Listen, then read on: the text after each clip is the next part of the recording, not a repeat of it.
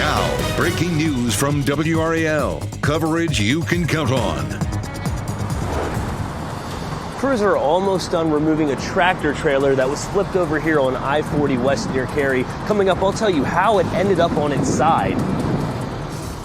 And we have the first big heat wave of the season headed our way over the weekend. We'll see temperatures near records and heat indices well into the 100s. I'll show you what it will feel like.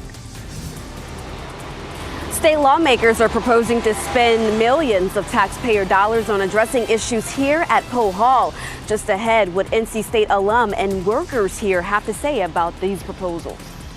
And after just missing a spot on Team USA 3 years ago, one triangle swimmer hopes to earn his place tonight. We'll talk about his mindset going into the race after training hard for years. Well, it all comes down to just moments that pool for those people. Can't wait for them. We're cheering for them. I'm Jeff Hogan. And I'm Chris Levigan. Those seconds matter when you're in the pool there. Seconds definitely matter as you're forecasting the weather as well today, because we know things are going to get into the 90s today, Elizabeth. Yeah, looking at low 90s for this afternoon with a middle of the road dew point. So it's definitely going to feel hot. Very typical summertime heat for us for today and tomorrow. And then we see unusually hot conditions over the weekend. I'll show you what we're looking at coming up. Right now it's 75 degrees. A beautiful start here in Lake Gaston. We're looking at partly cloudy skies. Our dew point's at 65.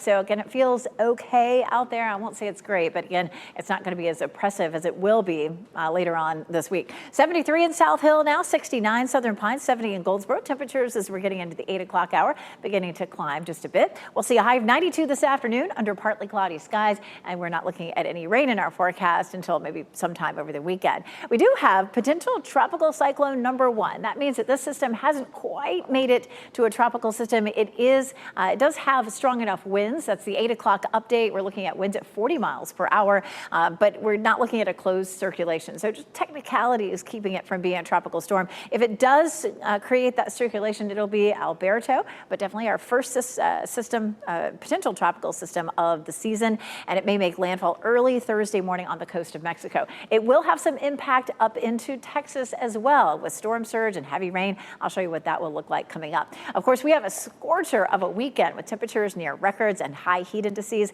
I'll show you what that will feel like coming up, Ken. 8:02, Elizabeth. We continue to follow that breaking news in the westbound lanes of I-40 near the Cary Harrison exit. A tractor trailer overturned. That's what you see right now. We've got a Nick Perlin in the WRAL breaking news tracker on the scene right now. And Nick, go ahead and set the scene for us. What's going on now? Oh, Ken, progress is definitely being made here. As you can see, that tractor trailer is now upright after it was flipped over onto its side. I'm going to step out of the way just so you can get a better view of it. You can also see a big pile of trash here that was knocked out from the tractor trailer when it flipped over. Now, like I said, progress is being made, but this is what I know from state troopers who were here.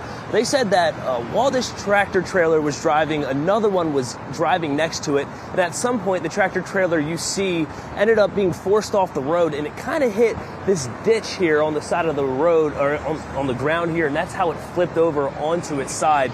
We do know nobody was hurt, which is very good news. But as for the traffic here, we're still seeing cars move slowly by here on I-40 West near where this accident happened. And one lane here where first responders are trying to, like I said, tow this tractor trailer away is blocked off. So, Ken, this is still a major problem for the morning commute. What's a good way to get around this if people have to travel this way? You know, Nick, you said it right. A lot of people are just slowing down just to see exactly what's going on. Here's a wider view courtesy of our traffic cam, I-40 and the Cary Harrison exit. You can see that one lane that Nick just talked about closed down, but traffic is moving through in those 3 lanes right now. But, I wouldn't avoid I-40 really, but keep these delay times in mind as you're getting ready to head out on I-40 westbound as part of your commute. You're going to take about a 7-minute delay from Wade Avenue over to I-540 and about a 6-minute delay from the Beltline to US 1. So just keep that in mind as you're getting ready to head out this morning. Elsewhere around the triangle, the traffic crashes that you're seeing on our map right now, they're really on local roads and not having any major effect on all the major roadways. But we are seeing the usual backups this morning on the north side of the Beltline as well as the south side of the Beltline. We're seeing also some brake tapping going on in I-40 in those southbound lanes as well. There's I-40 westbound lanes coming in from Johnson County in the 42 interchange, always congested this time of the morning. And Ken, another crash got our attention this morning. I-95 near Hope Mills is back open now after it was closed for hours this morning. Troopers tell us a tractor trailer rear-ended another 18-wheeler around 1 a.m. and one of those vehicles caught on fire. The highway reopened just after 4:30 this morning. Both drivers were taken to the hospital with minor injuries. One of the drivers is expected to face charges. State lawmakers are considering using millions of dollars to fix NC State's Poe Hall. That's the building that dozens of employees and students blame for giving them cancer. WRAL's Laura Levine is outside Poe Hall live this morning. And Laura, some say that the plan to fund the renovation for the building, that's not the strategy that should be applied here. Yes, Chris, good morning. We know it's been about 7 months since the building closed here at Poe Hall on NC State's campus. And today you can see a pink breast cancer ribbon on some of the signs surrounding the building. Now, the messaging here is very clear at this point. Many want this building completely gutted out, but not until independent testing is complete. The House of Representatives says it is willing to give anywhere between $5 and $180 million to renovate or tear it down. The proposal is drawing a mixed reaction from SICK alum and workers who tell WRAL they want the money spent on people, not the building. If they really want to request money, they should really request money to offset the medical bills of the over 200 people who have gotten cancer or other illnesses while working in Poe Hall. So again, this is just a proposal. It is not guaranteed to become law. The two chambers will continue to debate the new state budget and how to address it when it begins on July. Laura Levine, WRAL News, live in Raleigh. Wake County deputies are trying to track down the person responsible for shooting a gun and injuring a man. Deputies say they responded to a home on East Garner Road just before 9:30 last night. This is video from the WRAL Breaking News Tracker. A man who lives at the home tells WRAL he and a friend were outside when two men walked through the yard. He says when he confronted them, one of them started shooting. A bullet grazed that man. He is expected to be okay. The Red Cross is helping 4 people because of a fire in Johnston County. Crews responded to Dallas Circle near Pine Level just before 11 o'clock last night. You're looking at video from the WRAL Breaking News Tracker after fire teams cleared the scene. You can see some of the damage to the roof. Authorities tell us that the building has 2 units with a total of 4 adults living inside, but no one was injured. New this morning, President Biden's administration is announcing an executive action protecting undocumented spouses of American citizens. The new policy would shield about 500,000 immigrants from deportation. The program is known as Parole in Place. It would also make it easier for some undocumented immigrants to get a green card. The undocumented spouses would be allowed to obtain work permits on a case-by-case basis. Today, we'll get a closer look at the City of Raleigh's new recommendations for parades. City staff will present new rules and regulations to council. 2 years ago, you may recall, a truck hit and killed 11-year-old Haley Brooks. She was a dancer in the Raleigh Christmas Parade. Well, the Brooks family has been fighting for stricter safety guidelines. And among the changes being considered, drivers must be at least 25 years old. The vehicle must have a safety inspection within 30 days of the parade. Floats must have a fire extinguisher on board, and they also have to have proper brakes and a horn, too.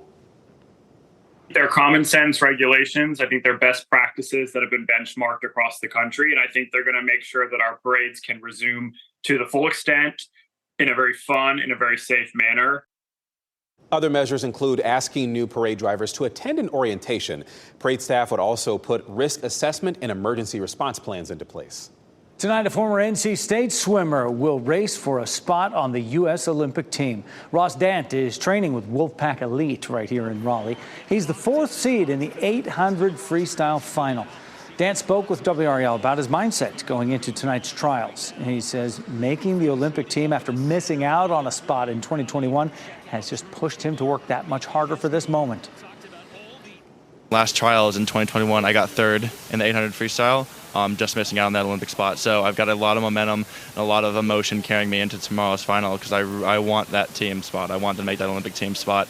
I was so close 3 years ago, and I've worked really hard every day, and that's something I've thought about every single day. Yeah, third place, and they take the top two. 19-year-old Claire Curzan from Cary finished third in her semifinal 100-meter backstroke yesterday, advancing to the final. So Curzan, one of four local competitors in the women's 100-meter backstroke. We've got that field packed. She previously won a silver medal in Tokyo as a 16-year-old.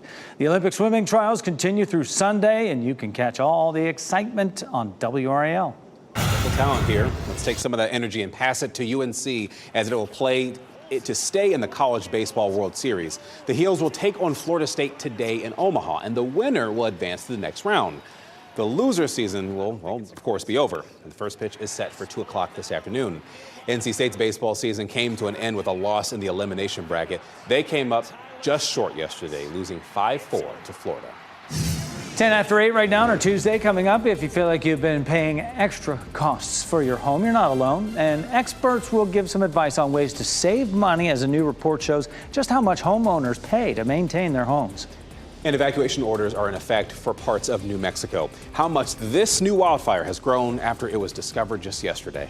The next few days, just some standard summer heat, but by the weekend, it's our first intense heat wave. I'll show you how hot it will feel by Saturday and Sunday.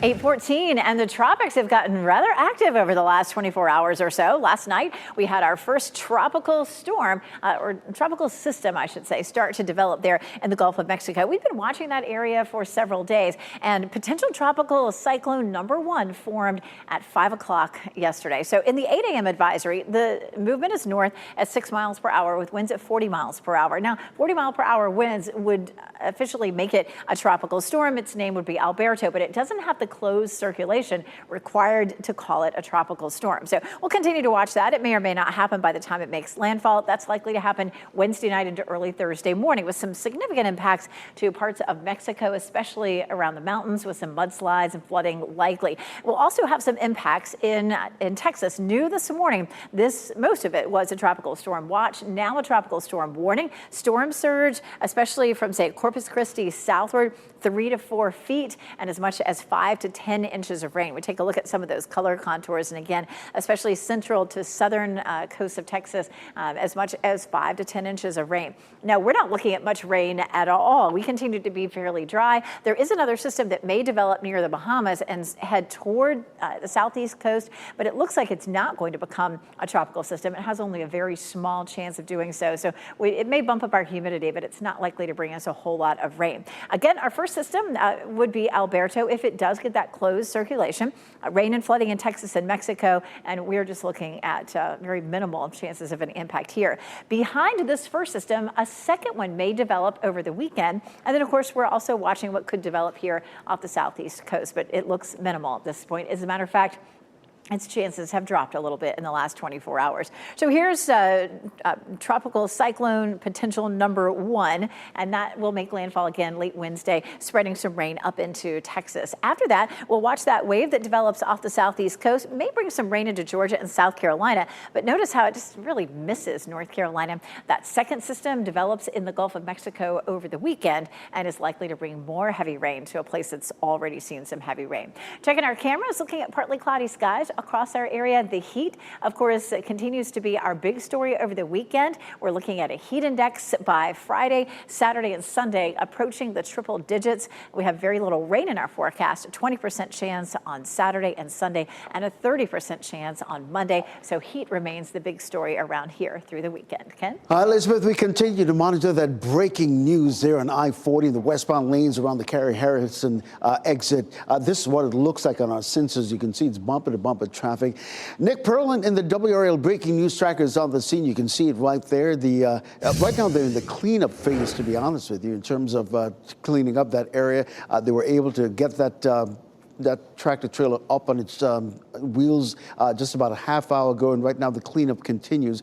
Back here in the WRAL Traffic Center, we want to give you a wider view of what's happening. We were hoping to get that camera, but clearly it disappeared on us. But anyway, there's those 3 lanes are really closed, but this is a delay that we're talking about right now. Wade Avenue and I-540, you're looking at an 8-minute delay. From the Beltline to US 1, you're looking at a 10-minute delay. I would recommend, if you want to avoid I-40 in the westbound lanes, maybe Highway 70 if you need to get to Durham. I would recommend 540, but look at what's happening at 540. Basically, you're seeing the same slowdown that you're seeing elsewhere. I do want to bring your attention to something that's happening in Roseville right now. Main Street in the southbound lanes, there's a crash right there on Perry Street. When you see purple on the map, that means that road is completely shut down. We're trying to get some more information about that, and we'll keep you posted in the WRAL Traffic Center. Homeowners in Durham will soon pay higher property taxes, and that is after the city approved its $670 million budget last night, just days after the county increased taxes. So for someone who owns a home that is valued right around $250,000, which is the median tax value for the city of Durham, that will mean a yearly city tax bill in the Bull City of just over $1,500. The budget takes effect July 1st. School leaders will vote on renewing their service contracts for school resource officers. Wake County Public Schools partners with the city of Raleigh and 6 towns in the county for SRO services. The school board will meet for work sessions at 3 o'clock this afternoon and then for a regular meeting at 5:30. Today, a ceremonial groundbreaking happens for a new elementary school in Fuquay-Varina. A celebration happens at Bowling Road Elementary School today. Wake County leaders will speak at the event. It starts at 10:30 this morning, a little over 2 hours from now. Wake County Public Schools plans to have the new school open for the 2025-26 school year. Leaders in Hope Mills approved using the town's police officers as school resource officers. This comes after the Cumberland County Sheriff's Office told the school system it will no longer provide deputies starting July 1st. The Hope Mills police chief previously said using his officers would put a burden on an already limited department. After July 1st, the school system will need 18 SROs and 31 crossing guards. A proposed mobile home community in Harnett County won't be developed. The decision came after many people who live nearby spoke out about the proposal at the County Board of Commissioners meeting. The property owner wanted about 10 acres off Tyler Stone Drive near Anger rezoned for the community. She says it would help seniors and other people in need of transitional housing. But people who oppose the plan worried about the effect on their neighborhood. I sold real estate for a lot of years. My house value is going to go down. And I just don't think it's a good thing. You had all of those commissioners that sat on that board tonight, and they opposed the affordable housing. The commissioners unanimously rejected the rezoning proposal. The landowner says she's considering appealing that decision. A wildfire has led to people in the New Mexico village of Ruidoso to evacuate. Look at these images here. This fire has grown to more than 5,000 acres. This is happening about 130 miles south of Albuquerque. No deaths have been reported. And as for what started this fire, that is being investigated. If you own a home, you've likely noticed the cost of living has spiked. A recent bank rate study found that the cost of owning and maintaining a home has jumped 26% in the last 4 years. Jen Sullivan looks at what homeowners can do to help lower their monthly bills. It's been a long-time American dream, owning a home. But the high cost of ownership is making that dream unaffordable for many. Even as inflation overall cooled slightly last month, home expenses continue to rise. According to the Bureau of Labor Statistics, shelter expenses, which measures home costs, rose for a 4th month in a row and are up 5.4% year over year. The homeowning population of the U.S. definitely skews towards more affluent Americans. Jeff Ostrowski is an analyst at Bankrate.com. The company released a survey looking at hidden home ownership fees and found the yearly cost for a typical single-family home has topped $18,000. That's 26% higher than 4 years ago. To get to that number, they looked at the average costs of property taxes, homeowners insurance, home maintenance costs, electricity, and internet and cable bills. They found the average American is now paying an additional $1,510 per month on top of their mortgage payment. As a longtime homeowner myself, I constantly complain about how much I'm spending on repairs, plumbers, electricians. To help lower those costs, Ostrowski says homeowners should compare different home insurance rates to get the best deal. He also suggests buying a home that was built more recently. if you're buying an older home that's 50, 60 years old, even if it's been inspected, you're going to be constantly running into new repairs. The bad news is experts say these high home costs aren't likely to go away anytime soon. That was Jen Sullivan reporting. Today you can learn about water safety skills at Pullen Park in Raleigh. The Juneteenth water safety event is happening from 3:30 this afternoon until 7. The event is hosted by Champions Coaching. USA Swim head coach Zion Hall will be teaching kids water safety awareness. There will also be a discussion about the history and impact of African Americans right there on the pool deck. Coming up, a rare meeting between North Korea and Russia's leaders. What we expect Kim Jong-un and Vladimir Putin to discuss during today's visit. And a change in traffic that may affect your morning commute on the Beltline. What you need to know before you head out the door.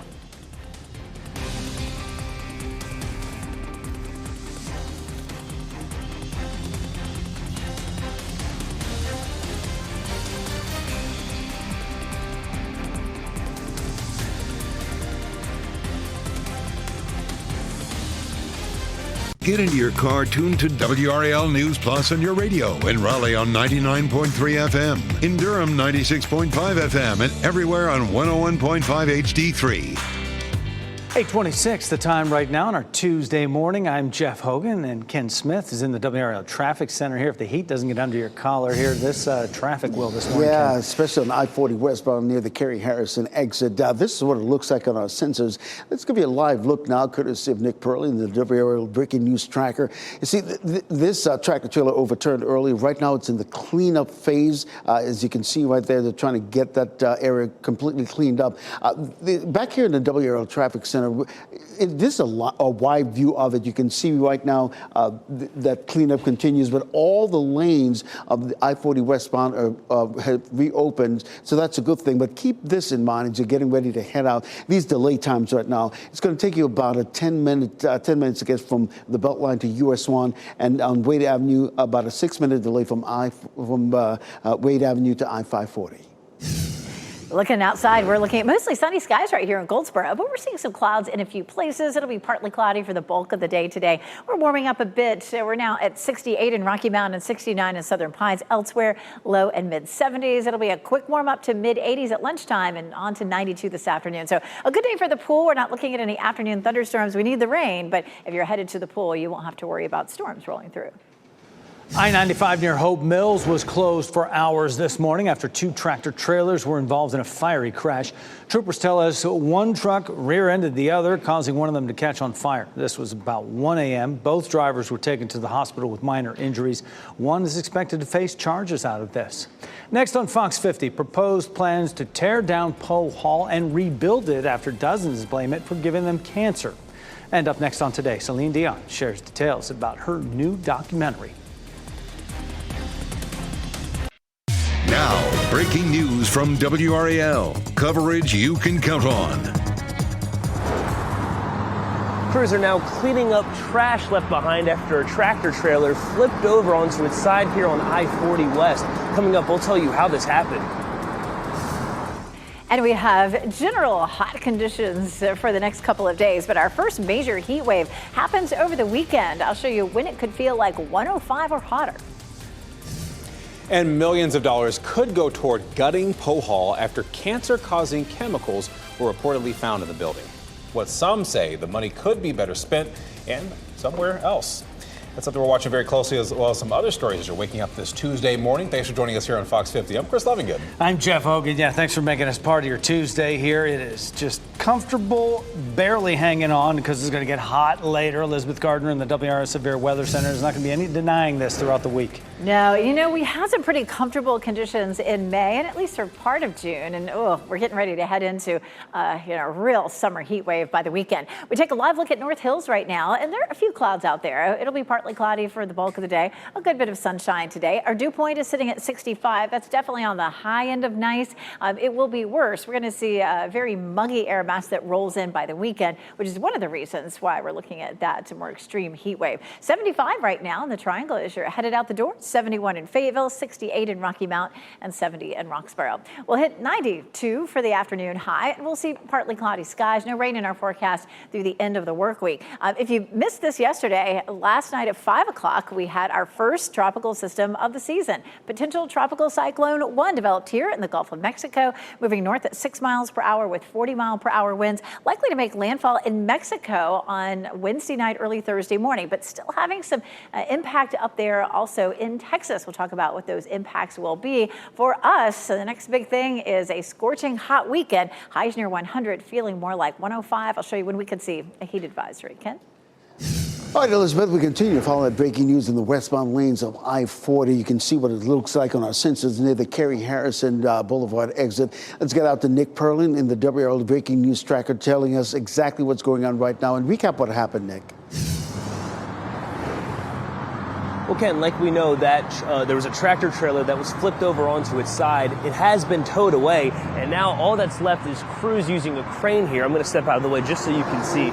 Using a crane here to remove some of the trash that was left over from that tractor trailer when it flipped over. Now I want to get you to some video from the WRAL breaking news tracker just so you can see what this looked like an hour or so ago. That tractor trailer was flipped over onto its side. We're told from state troopers that one tractor trailer was driving next to the tractor trailer that you're seeing on your screen, and at some point that tractor trailer was forced off the road and it hit a ditch along the side of the ground here, and that's how it ended up flipping onto its side.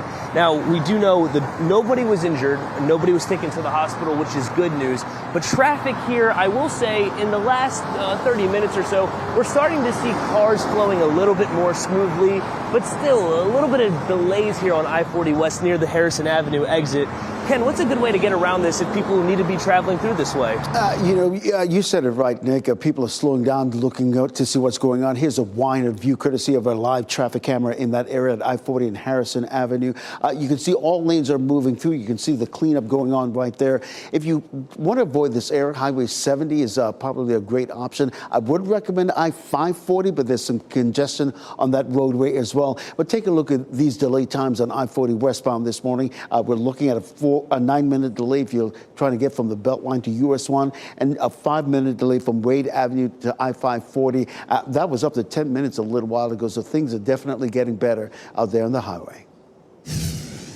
And Ken, I-95 near Hope Mills is back open after it was closed for hours this morning. Troopers tell us a tractor trailer rear-ended another tractor trailer around 1 a.m. One of those vehicles caught fire. The highway reopened just after 4:30 this morning, and both drivers were taken to the hospital with only minor injuries. But one of those drivers is expected to face charges. Millions of dollars of the state budget might be used to fix Poe Hall at NC State. This comes after dozens of people who work there and were learning in that building blame it for giving them cancer. WRAL's Laura Levine explains state lawmakers say they could give up to $180 million to renovate it, but not everybody is happy about the use of that money. It has been 7 months since the Poe Hall building closed after cancer-causing chemicals were found inside of it. Now today, here on the signs surrounding the building, you can see pink breast cancer ribbons on it, really representing the people impacted by this situation. Many want this building gutted, but not until independent testing is complete. The House of Representatives says it is willing to give anywhere between $5 and $180 million to renovate or tear down the building. The proposal is drawing a mixed reaction from sick alum and workers who tell WRAL they want the money spent on people and not the building. If they really want to request money, they should really request money to offset the medical bills of the over 200 people who have gotten cancer or other illnesses while working in Poe Hall. This proposal is not guaranteed to become law. The two chambers will continue to debate the new state budget, which begins in July. Laura Levine, WRAL News in Raleigh. That Poe Hall update was part of the new state budget proposal. It details how House Republicans want to spend a $1 billion budget surplus. The proposal includes $225 million for higher raises for teachers and other state employees, and more than $500 million for private school tuition vouchers. It would also spend $135 million on child care subsidies. Federal child care funds expire in July, and officials say this would replace some, but not all of that money. For more on the new budget plan, you can visit the NC Capitol section of WRAL.com.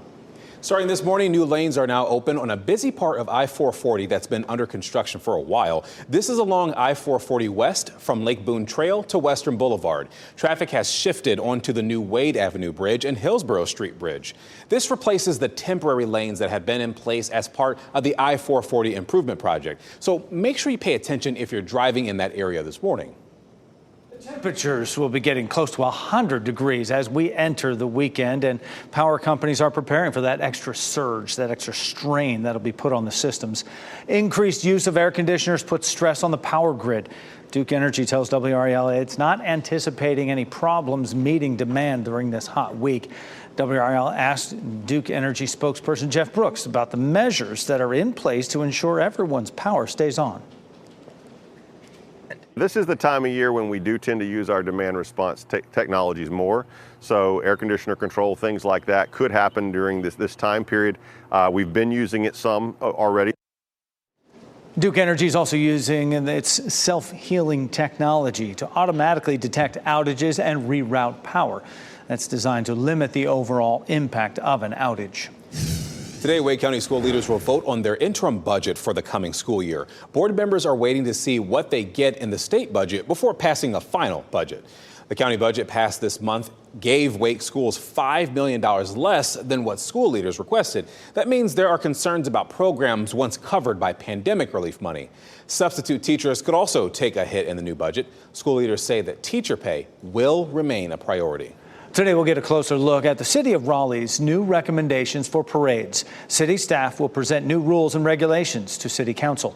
2 years ago, a pickup truck hit and killed 11-year-old Haley Brooks. She was a dancer in the Raleigh Christmas Parade in 2022. The Brooks family has fought for more strict safety guidelines. Among them, drivers have to be at least 25 years old. The vehicle must have a safety inspection within 30 days of the parade. Floats must have a fire extinguisher on board, and they also have to have proper brakes and a horn. Today's second gentleman, Doug Emhoff, will visit Durham. He'll tour a lead pipe removal site with the EPA administrator. Emhoff will also deliver remarks highlighting the White House's investments in safe drinking water. He's ending the day at a sold-out campaign event in Cary. Tickets for that started at $500. And happening right now in the WRAL Live Center, some shocking new claims from a Boeing employee. An investigation was just made public this morning. A current employee claims that the company tried to hide broken or questionable 737 MAX plane parts from regulators and lost track of them. Sam Mohawk is the new whistleblower. He said the company tried to hide the parts by moving them out of sight and falsifying records. He said Boeing was unable to account for many of the parts, and they probably ended up getting installed in some of the planes. Boeing said in a statement, "We are reviewing the claims." And Boeing CEO Dave Calhoun, he is expected to appear before a Senate subcommittee today. He will address those whistleblower complaints later today. Today, Russian President Vladimir Putin will visit North Korea for a 2-day visit. This will be Putin's first trip to the country in more than 2 decades. It's a visit to a rare trip for Putin that since his invasion of Ukraine began in 2022. Also a key moment for North Korea's Kim Jong-un. He hasn't hosted another world leader since the pandemic. The last time the two leaders met was last September when Kim traveled to Russia. They are expected to talk about expanding military cooperation between their countries. Today, Wake Tech is holding a groundbreaking ceremony for a new instructional building. It's happening this morning at 11 o'clock at Wake Tech East in Wendell. Wake Tech East will open to students in August, and this new building is called the Advanced Technology Center. It'll house the college's biopharmaceutical technology degree program. The Boston Celtics are world champions once again. The Celtics beat the Dallas Mavericks in Game 5 of the NBA Finals last night, 106-88. They won the series 4-1. It's the team's record-setting 18th NBA championship, but their first since 2008. Jaylen Brown was named Finals MVP. Coming up, we have a reminder of just how powerful storms can be. A trampoline was blown right into power lines after a storm. Hear from a woman who was stunned by what she saw. And something is climbing the Empire State Building. It's not King Kong. I'll tell you why this huge dragon is towering over the Big Apple next. And let's get you a live look this morning in Warrington. The heat is sticking around, folks. We're talking about entering the 100s as we go to the weekend. Elizabeth Gardner tells us the hottest day of the week in just a bit.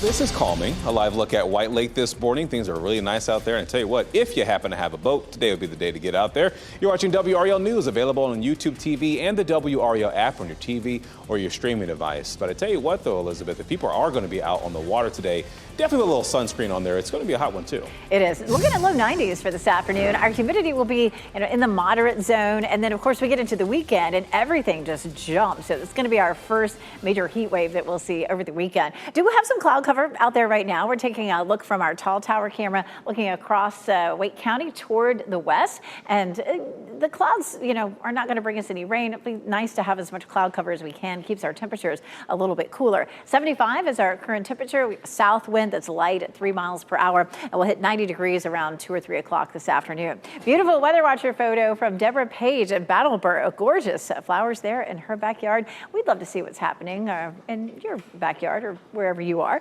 WRAL.com, search Weather Watchers, and you can post some photos we'll share on TV. 92 in Raleigh, 93 Durham and Fayetteville, very similar to what we saw yesterday, with some cloud cover coming and going and a sort of moderate middle of the road dew point. Sitting at 65 right now. I guess technically that's going to just push us up to steamy, but we'll end up feeling tropical by the end of the week and heading into the weekend. You can see how that muggy meter really climbs, especially Friday and Saturday. And Sunday, it's solidly in the tropical zone. So when we have so much moisture in the atmosphere and it's very hot, of course, sweat helps us to cool our skin. The evaporative cooling helps to keep our temperature regulated. Well, if there's a lot of moisture in the atmosphere, you don't have as much evaporation on your skin, and it feels hotter than it really is. So we are looking at potentially dangerous heat this weekend with a heat index up to 105. That's what it will feel like outside. This is a look at the heat index for the next few days. No big deal really for the next few days all the way to Friday. Saturday, it may feel like closer to 100. On Sunday, we're going to be close to, say, 103, 105, and the same thing again on Monday. We take a look at our heat risk for Saturday, and it's mainly orange, which is just the caution zone, moderate heat risk. But on Sunday, most of the viewing area is under red, which is major. So that's when we're going to be feeling more like 105 or so. And then on Monday, same story. As a matter of fact, Monday, we have a few pockets of purple around the Triangle and Fayetteville, which would be extreme in the purple areas. And that could get us up closer to that excessive heat warning, feeling more like 110 or above. Heat index is 104 to 109. And that's probably going to happen at some point over the weekend. Last heat advisory was August 27th. So far, we've had 13 90-degree days or hotter. The yearly average is 45. So we've just started. We haven't even officially started summer. Summer officially starts on Thursday, and we've already had a number of days in the 90s. We have 90s in the forecast every day this week, of course, with that extreme heat potentially this weekend. Every day through the weekend. Thanks, Elizabeth. In the next few weeks, we're expected to learn more about an airplane crash in Siler City. That update would come from the National Transportation Safety Board's preliminary report. The FAA released its report yesterday, and it shows the plane had engine issues when it crashed last Friday. Both people aboard were killed. According to Highway Patrol, the instructor, McMillan Abernethy, and his student, Jason Strauss, were inside the plane. The flight went down in the woods near Siler City Airport, where the plane caught fire. Today, we'll learn more about a clean energy investment in our state. Fort Liberty will host leaders from the White House Council on Environmental Quality, the Department of Defense, and Duke Energy. The backdrop of this announcement will be at Camp McCall's Big Muddy Lake. It is home to the largest floating solar plant in the Southeast. The event begins at 10:30 this morning. Person County is setting aside tens of thousands of dollars in incentives. This is for staff members working extra hours caring for foster children. Person, like counties across the state, has struggled with a lack of foster homes since the pandemic. That means some children are having to stay inside the DSS office for days or even weeks. The county is working to recruit more foster families, and it's asking anyone interested to reach out to the Person County DSS office directly. Today's visit between Russian President Vladimir Putin and Kim Jong-un come as South Korea says it is closely monitoring the border with the North. These pictures show North Korean soldiers crossing the military demarcation line near the border. South Korea says its soldiers fired warning shots today for the second time this month at the North. They say about 20 to 30 soldiers have breached the line. Some of the photos show them crossing earlier this month. South Korea says some of the North's activities near the border include planting landmines. And Jeff, a fleet of Russian warships were spotted leaving a port in Havana yesterday after our 5-day visit to Cuba. The Russian ships arrived at the port last week. The Russian government says the fleet was conducting military drills in the Atlantic Ocean during its visit.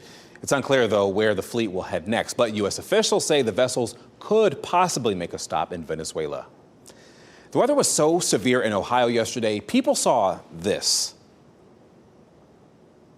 I said, you got to stop. I said, I swear I just seen a trampoline sitting on top of the electric lines. She's like, no, Mom, there couldn't have been. I said, I swear. And we were all like, oh, my God, it is. And it's a big trampoline, not one of those little small ones, you know. Way, way, way up there. This happened in Ravenna, Ohio. That is where the area experienced strong winds and hail yesterday. Bricks were actually holding the trampoline in place before it flew away. The family says they were out to lunch when the storm hit, and no one was injured in the storm. Bet you didn't know this. Honeybees not only help to pollinate the world's food, scientists say they can also detect lung cancer. Researchers at Michigan State University found honeybees can detect chemicals associated with lung cancer in people's breath. When presented with two synthetic odors, one that contained compounds present in the breath of a person who has cancer and one without, researchers found honeybees could tell the difference between which odor contained cancer. They were also able to recognize various types of lung cancer. Scientists say the discovery could help patients receive specific diagnoses quickly. Another reason to protect bumblebees. Scooter Braun has officially stepped down from management. He once managed artists such as Justin Bieber and Ariana Grande. Braun says that he will stay in his CEO position for the music company Hybe America. He says he is ending his management career to spend more time with his kids. Taylor Swift and Braun have been at odds for years after he acquired her first 6 albums. She has been re-recording and re-releasing those as Taylor's version. An epic from Francis Ford Coppola is coming to theaters, and an announcement about Jordan Peele's newest movie. Here's David Daniel in today's Hollywood Minute.